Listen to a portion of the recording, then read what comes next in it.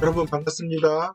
12번째 목회 세미나 시간 갖도록 하겠습니다. 오늘 범위는 요한복음 11장과 13장 어간까지 강해 가도록 그렇게 하겠습니다. 지난 시간에 이어서 우리 11장 1절부터 6절까지 먼저 살펴보도록 하겠습니다. 11장 1절에서 16절까지인데요. 요한복음 성구는요. 이 말씀을 하신 후에 또 잠시만요. 이 말씀을 하신 후에 또 이르시되 우리 친구 나사로가 잠들었도다. 그러나 내가 깨우러 가노라. 모든 죽음이 그러하듯이 나사로의 죽음도 이제 주변에 있는 가족들에게 참 큰 슬픔이 되었던 것이 분명합니다. 나사로의 가족이란 성경에 소개된 대로 하면 누이들인 마리아와 그의 자매 마르다와 마리아입니다. 그들은 나사로가 죽게 된 것을 알고 예수님을 급히 요청을 했죠. 급히 SOS를 쳤죠. SOS를 쳤는데 예수님은 다급하지 않는 듯 이틀을 더 유하시고 오신 거예요. 그 사이에 죽음이 임하게 된 거죠. 예수님만 기다리다가 나사로의 죽음을 목도했던 이 자매들의 심정이 어떠했을까 충분히 짐작이 갑니다. 여기서 중요한 의문이 하나 생깁니다. 왜 예수님은 즉시 가시지 않으셨는가? 이 물음에 대하여 성경은 직접적인 답을 하고 있진 않아요. 그러나 분명한 것은 1차적으로 말씀하려고 하는 대목은 뭐냐 하면 예수님이 사람들의 필요에 의해서 이끌리는 분이 아니시다.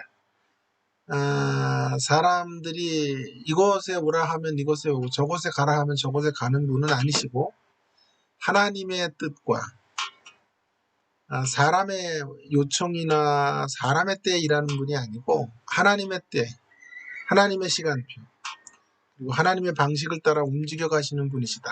그 사실을 분명히 첫 번째로 해야 되겠습니다. 그런 전제 위에서 우리는 더 깊은 자리로 가야 볼 필요가 있겠는데요. 그렇다고 해서 예수님이 결국 인간의 공경이나 필요를 아랑곳하시는 분은 외면하시는 분은 아니시죠. 그 사실을 우리가 또 눈여겨봐야 돼요. 한편으로는 예수님이 늦장 대응을 하시는 것 같아 보이지만 다른 한편으로는 제자들이 유다 지역으로 가는 것을 만류했음에도 불구하고 나사로에게로 나아가야 할 분명한 의지를 표현하고 계십니다. 인생들의 요청이 아랑곳하지 않는다기보다는 정확히 말하면 주변에 휘둘리지 않아요. 주변의 위협에 휘둘리지 않는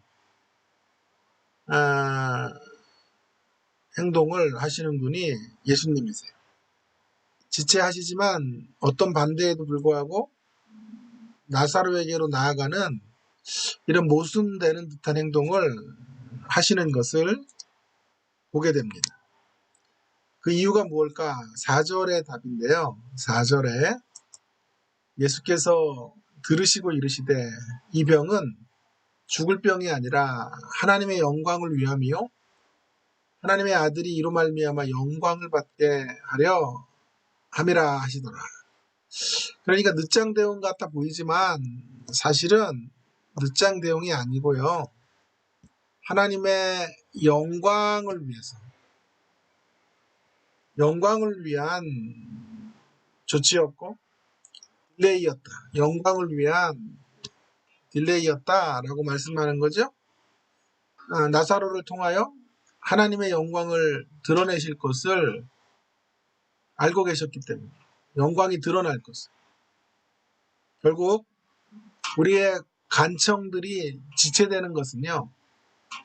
이렇게 말해도 될까요? 하나님의 영광을 위한 조치라고 보아야 하는 거죠. 하나님의 영광의 결과를 위하여 지체가 필요할 때가 있다면 그 지체의 시간들을 두시는 거죠. 그렇다면 궁금해집니다. 나사로 사건을 통해 하나님과 그의 아들이 받게 될 영광이라는 것이 도대체 무엇일까요? 그것은 부활의 영광인데요. 특별히 그 부활의 현재성을 제시하여 하나님의 영광과 아들의 영광을 확보하려는 거예요. 중요한 말입니다. 부활의 현재성의 메시지. 예수님으로 인한 부활은 미래적인 것만이 아니라 현재적인 것이다. 현재는 죽음의 상태이고 미래에만 생명의 상태로 바뀌는 것이 아니라 예수님 안에서 이미 현재적으로 부활을 살 수 있는 길이 열리게 되었다는 메시지를 통하여 우리 가운데 이런 부활의 역사들이 이미 주어졌다는 것을 통하여 하나님이 얼마나 영광스러운 또 아들의 영광을 그 안에서 확보하고 있는 거죠. 그것이 예수님으로 인해 부여된 새 시대의 모습인 거죠. 새 시대는 이 부활의 폭발적인 능력, 부활의 역사 속에 살아가는 것이.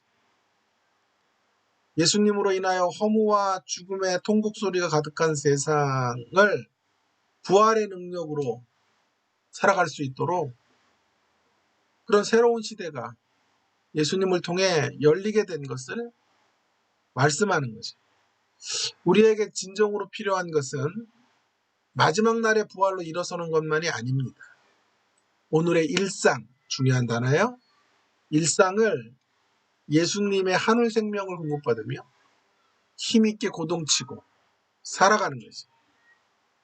그것이 나사로의 사건을 통하여 나사로가 현재적으로 마지막 날에 일어나는 것 아니고요. 현재적으로 일어나는 사건을 통하여 보여주시려고 했던, 그리고 그것을 통해 아들이 참 영광스러운 존재로 우리 가운데 드러나게 되시는 거죠. 우리는 최종적인 승리의 날을 고대하면서 사는 것만이 아니라 오늘을 그 승리 안에서 살아가는 사람들입니다. 다시 한번요. 우리는 최종적인 승리의 날을 고대하며 살아가는 사람들만이 아니라 오늘을 그 분의 승리 안에서 살아가는 생애들입니다. 그런 하나님 나라가 도래했음을 인하여 우리는 아버지와 아들에게 영광을 돌려야 하는 것이죠. 자, 이 메시지의 포인트는 우리가 흔히 하나님의 지체에 대하여 의문을 품고 있는데 하나님의 지체하심은 결국 하나님이 사람들에 의해서 좌지우지되는 사역을 우리 주님이 하시는 분이 아니시고 아버지의 뜻을 따라 움직여 가시는 분. 그렇고 그 하나님의 딜레이는 아버지의 뜻, 하나님의 뜻을 따라 움직이지는 또한 그 딜레이는 무슨 메시지를 우리에게 줍니까? 하나님의 영광을 위한 것인데 그 영광은 어떤 영광이요? 부활의 영광인데 정확히 말하면 부활의 현재성. 부활이 현재적으로 우리 가운데 임하고 있고 또 그 부활의 역사 속에 우리가 오늘도 살아가고 있는 일상을 부활의 능력으로 사는 시대가 열린 거죠. 그런 시대가 열리지 않으면 중요한 건 우리가 오늘 그 부활의 능력으로 사느냐 못 사느냐는 조금 다른 문제이고요.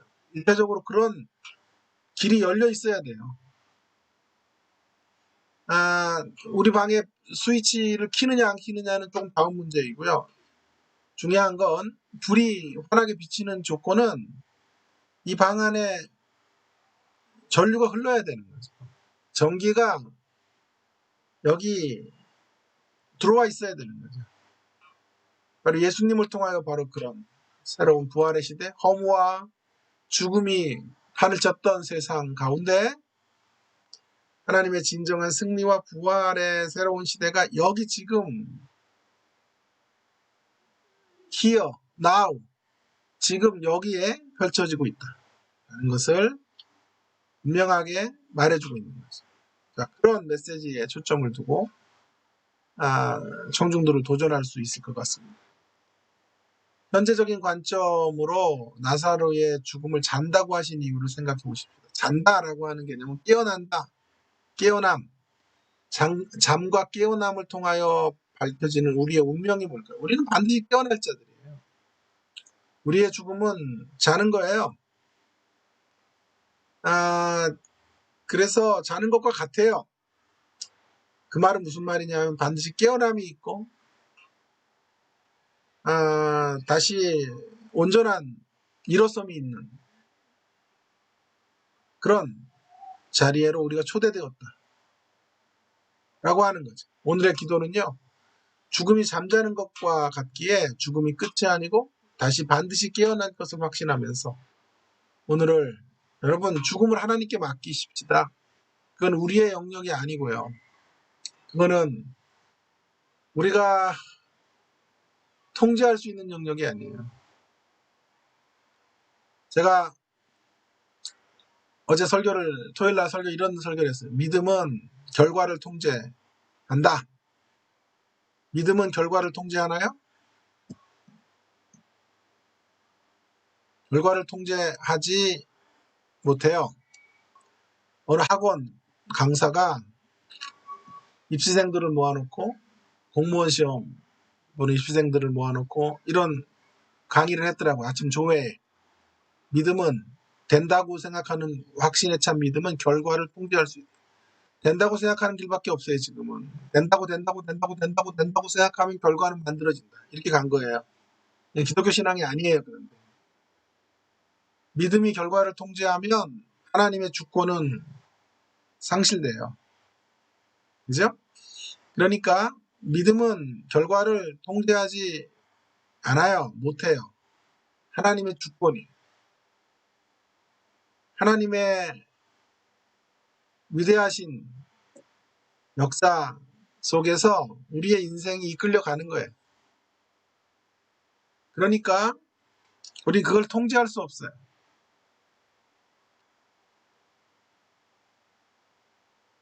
결과를 통제할 수는 없다고요. 결과는 하나님의 뜻 안에 있는 거죠. 그러면 왜 믿음으로 살아야 될까요? 결과를 통제할 수는 없으나 결과를 바꿀 수는 있어요. 우리의 믿음으로, 우리의 기도로 결과를 바꿀 수 있고 우리의 믿음이 역동적으로 우리의 운명을 바꾸는 데 쓰여질 수 있어요. 그 말이 아니냐고요? 그렇지 않고요. 믿음이 결과를 통제한다고 말하는 것은요, 하나님의 주권 없이 우리의 주권으로 결과를 우리가 만들어낸다라는 뜻이에요. 그러나 믿음은 결과를 바꿀 수 있다. 그런 가능성이 있다라는 말은 하나님과 우리가 인격적 관계 안에 있다는 뜻이에요. 인격적 관계 안에서 그분과 우리가 존재하고 있어요. 기독교 신앙은 이런 얘기를 하려고 한 건 아닌데요. 닫힌 세계가 아니에요. 열린 세계예요. 기독교는 닫혀있는 체계가 아니에요. 열려있고 하나님께서 우리와 실랑이를 벌이시기를 원하시고 변론하기를 원하시고 믿음의 역사들을 우리와 함께 엮어가기를 원하세요. 그래서 우리가 파트너십이에요. 파트너라고 하는 건 뭐냐 하면 한쪽 사람 파트너십이 이루어지는 가장 중요한 어떤 조건은 서로 대등함 속에 서로의 의견들이 존중되어야 되겠지요. 그러니까 일방적으로 파트너로 부름받은 자가 하나님이 명하시는 걸 일방적으로 하는 것, 그런 차원은 아니에요. 하나님이 우리를 파트너로 불렀다라고 하는 말은 하나님의 일을 한다는 것도 있지만 하나님이 우리와 상의하신다. 하나님이 우리와 일을 엮어가신다. 라는 측면에서 믿음은 결과를 바꾸는 힘이 될 수 있어요. 그러나 통제하는 건 아니에요. 통제권은 하나님께 있고.